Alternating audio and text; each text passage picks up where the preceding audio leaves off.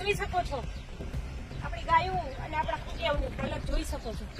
શ્રાવણ મહિનો છે, શ્રાવણ મહિનો છે. માણસો શ્રાવણ મહિનામાં શંકરના મંદિરે જાય અને નંદીજીની પૂજા કરે છે. ગાય માતાની પૂજા કરો છો.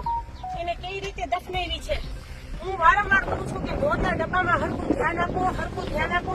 ધ્યાન આપતા નથી. જીવતા ઢોર એમને જીવતા